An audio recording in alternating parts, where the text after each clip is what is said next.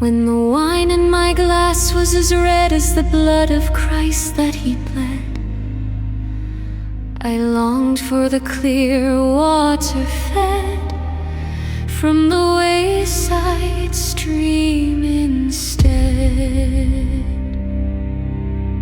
Let's stop at a cliff high along the riverside and push some leaves around and aside to make a cushion on which we can ride. Here we'll eat lunch and hold each other close. The sun is warm on the skin, but not a roast, for the water is trading light breezes with the coast. I'll pull out a loaf of bread first, a bottle of wine, and then the book of verse. What page are we on this day, by the way? It says today that this is heaven on earth in every way.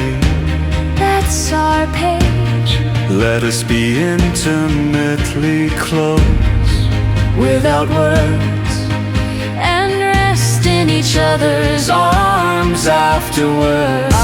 The fainting embers of yesterday, off in the distance I see one last wisp of smoke upon the horizon. That's all that's left of the monastical village. All things arise and then all things go where they went, for life is transitory, volatile and impermanent. Flow and change are basic features of life.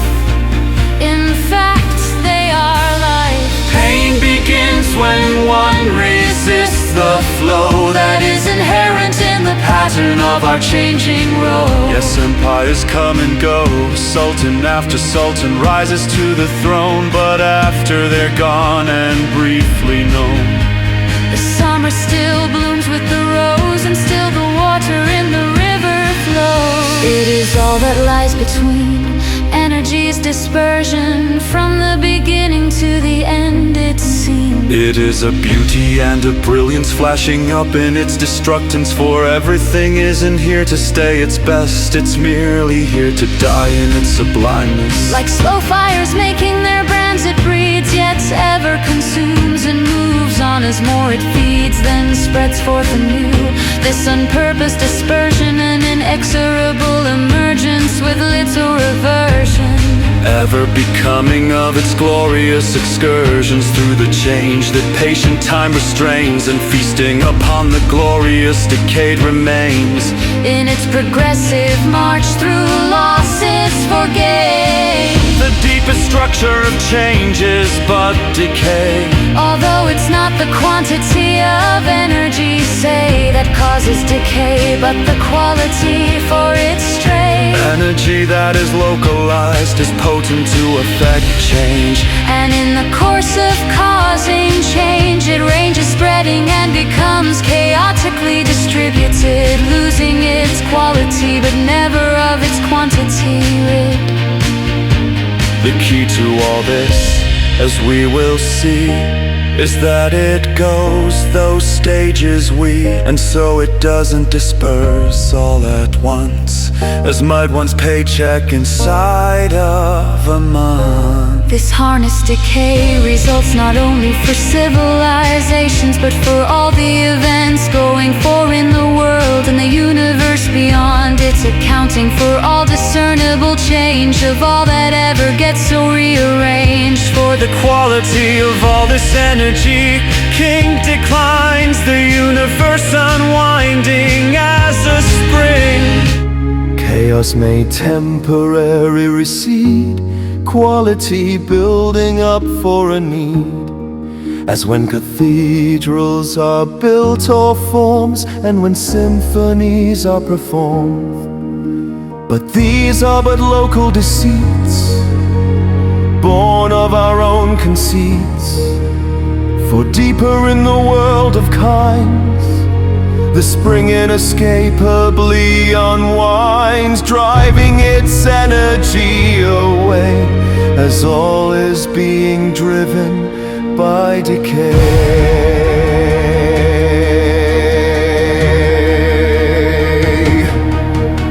The quality of energy meant is of its dispersal.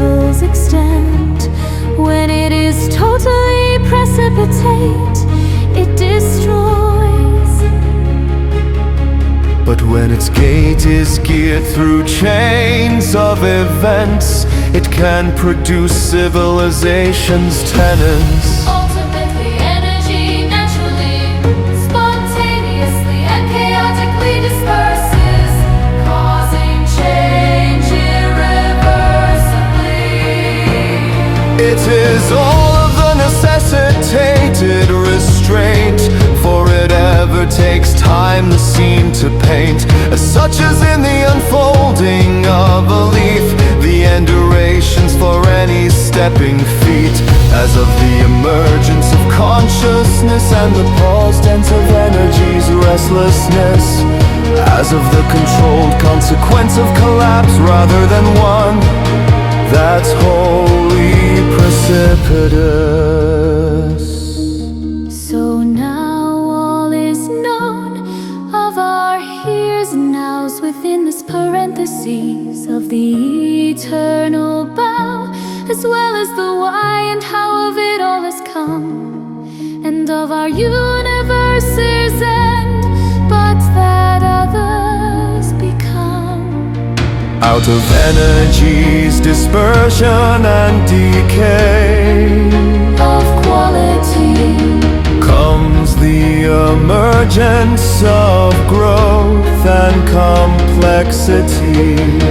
energy goes through its paces, and so it was that I dreamt a lot during the winter moon, when I was wrapped, thought-bound In a cocoon. Me too. My imagination and memory were king. Now the mind can rest while the senses reign and sing, for the spring's return and our winter dreams take wing. I had a dream last night, which granted that I was living on another planet. I was out walking at night with a child nigh, examining the lights of the night sky, explaining the names of the stars, when suddenly the earth blew up quite afar. Oh, it thoroughly exploded in blazes solar, or perhaps even nuclear. The child then said to me, "Claire, look, oh look, mon pere, look at the pretty shooting star." Importance and worth of the earth in the scheme of those which burst